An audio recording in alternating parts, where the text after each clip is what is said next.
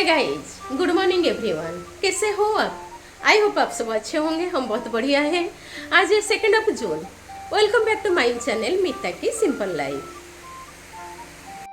UPSC ने 2025 में कई अहम बदलावों की घोषणा की है, जिनका प्रभाव न सिर्फ तैयारी की रणनीतियों पर पड़ेगा बल्कि परीक्षा देने के तरीके और चयन प्रक्रिया में भी व्यापक परिवर्तन लाएगा।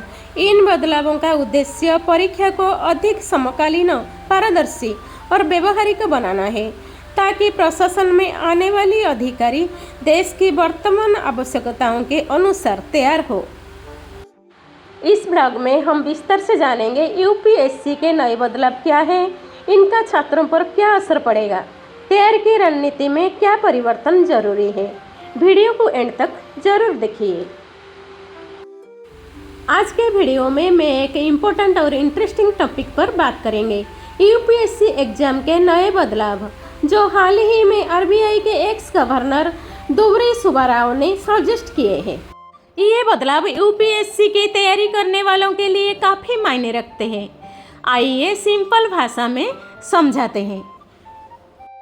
आज के टाइम में जनरल कैटेगरी के स्टूडेंट 32 साल तक यूपीएससी एग्जाम दे सकते हैं। ओबीसी और एससी एसटी के लिए थोड़ा एक्स्ट्रा टाइम मिलता है। अटेम्प्ट्स भी लिमिटेड होते हैं। General 6 time, OBC 9 time and SC ST जब तक एज लिमिट है तब तक दे सकते हैं। बहुत सारे स्टूडेंट्स 5-6 साल तक यूपीएससी की तैयारी में लग जाते हैं। अगर सिलेक्शन ना हो तो उनके कई साल निकल जाते हैं और कैरियर दोबारा स्टार्ट करने का मुश्किल हो जाता है। दुबरे सुब्बाराव जी का कहना है कि यूपीएससी एग्जाम देने की मैक्सिमम एज कम करनी चाहिए। अटेम्प्ट की संख्याएं भी थोड़ी लिमिटेड होनी चाहिए।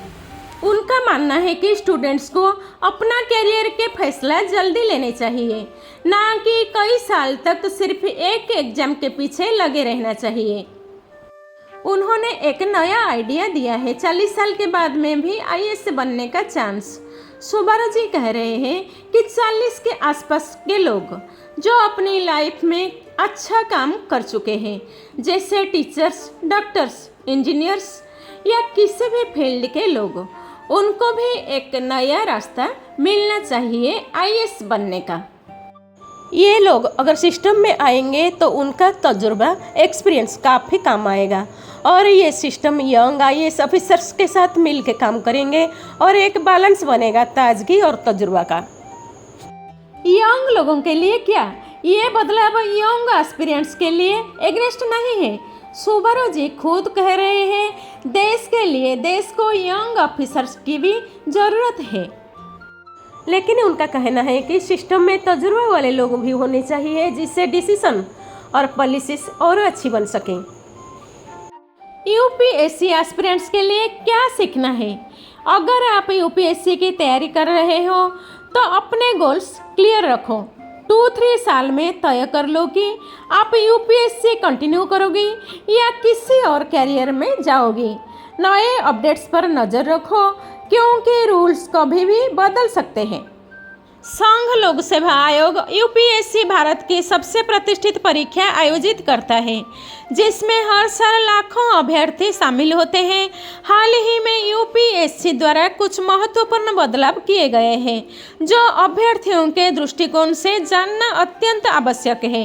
इस लेख में हम 2025 तक हुआ यूपीएससी के नए बदलाव की विस्तृत जानकारी देंगे।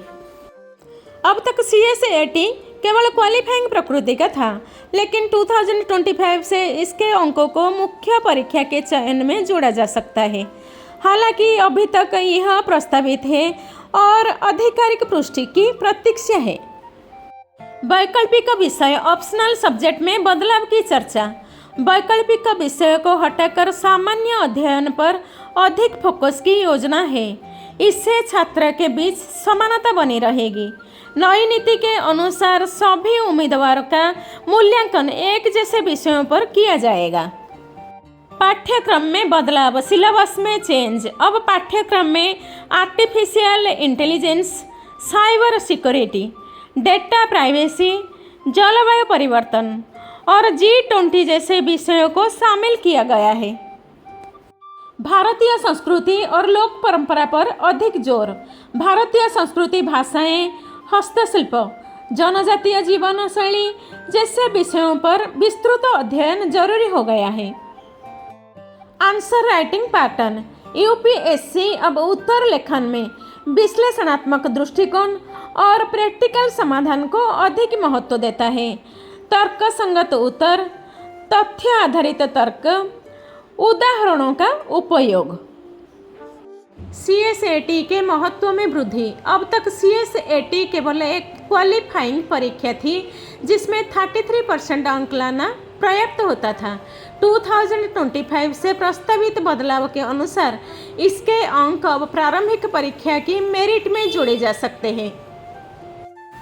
तो दोस्तों, अगर ये बदलाव आते हैं तो सिविल सर्विसेज का सिस्टम और स्मार्ट और स्ट्रांग बनेगा, जहां यंग माइंड्स भी होंगे और तजुर्बा वाले लोगों भी। सोचने वाली बात यह है कि देश को आगे ले जाने के लिए दोनों की ज़रूरत है, नए आइडियाज़ और समझदारी दोनों का मिक्स। दोस्तों, अगर आपको ये वीडियो अच्छा लगा हो तो प्लीज़ लाइक करें, अपना कमेंट लिखें और चैनल को सब्सक्राइब करना ना भूलें। मिलते हैं अगले वीडियो में एक नए टॉपिक के साथ। तब तक खुश रहिए और अपना ख्याल रखिए।